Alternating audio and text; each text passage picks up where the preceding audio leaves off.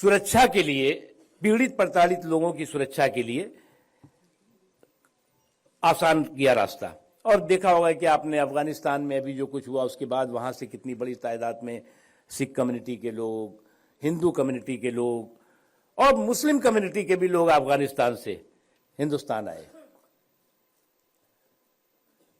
इसलिए हमारी जो ये एक बहुत ही शानदार जानदार हमारा संकल्प है, हमारी संस्कृति है और हमारा संविधान है, हमें उसकी रक्षा भी करनी है और उन ताकतों से हमें होशियार भी रहना है जो हमारा संवैधानिक संकल्प है, हमारी जो संस्कृति है, हमारा जो संस्कार है, उस पर किसी भी तरह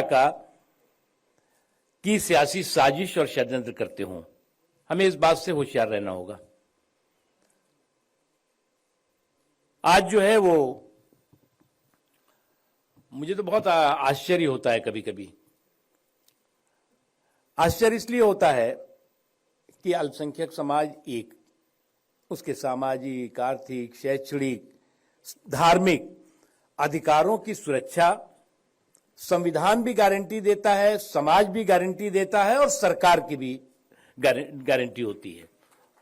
उसको कोई कभी भी टच नहीं कर सकता।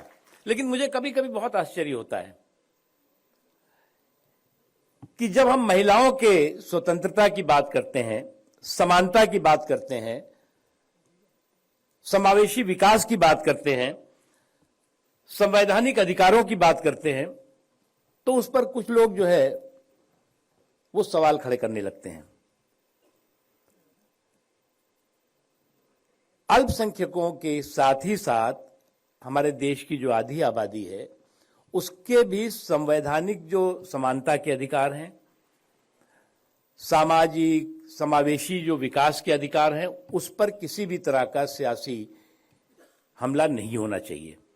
और एक बात बिल्कुल हिंदुस्तान के लोगों की तरफ से भी ये बात साफ है कि जो महिलाएं हैं उनके जो संवैधानिक समानता के अधिकार हैं उस पे किसी भी तरह का तालिबानी सोच और तालिबानी सनक इस पे चलने वाली नहीं है। आप कहते हैं कि जी आपने जो है वो क्यों महिलाओं को जो है वो कह दिया कि साहब शादी में जो है वो एक बराबर एक ही जो है वो उम्र के लड़के और लड़कियों की शादी का होना चाहिए। क्या ये कोई हिंदुस्तान में पहली बार हो रहा है क्या? दुनिया के तमाम देशों ने मैरिज के इस प्रोविजन में, मैरिज के इस व्यवस्था में समय समय पे बदलाव किया। इस्लामिक कंट्रीज भी उसमें शामिल हैं। आज बच्चियों की पढ़ाई आवश्यक है। आप कहते रहिए 16 साल में हम कर देंगे, 18 साल में हम कर देंगे, उसके बाद हम फुर्सत हो गए। बच्चियों की पढ़ाई भी चाहिए। वो आज उनकी एजुकेशनल इंपावरमेंट के साथ साथ सोशल इंपावरमेंट की भी जरूरत है। अब कुछ लोग उनके बयान ऐसे देते हैं, मुझे तो बहुत आश्चर्य होता है। कहते हैं आवारा हो जाएगी वो लड़की अगर आपने जो है वो 21 साल में शादी करने की तारीख तय कर दी। क्यों भैया आवारा हो जाएंगी? क्या बच्चियों पे तुम्हें विश्वास नहीं, यकीन नहीं? इस तरह की जो सोच है, मुझे लगता है वो ये सोच जो है शुद्ध रूप से तालिबानी सोच हो सकती है, हिंदुस्तानी सोच नहीं हो सकती। और इसीलिए मैंने एक बात साफ कहा है कि महिलाओं के सम्मान, महिलाओं के सशक्तिकरण, महिलाओं के संवैधानिक समानता के अधिकार पर किसी भी तरह की तालिबानी सोच और सनक हिंदुस्तान में नहीं चलेगी। देश संविधान से चलता है।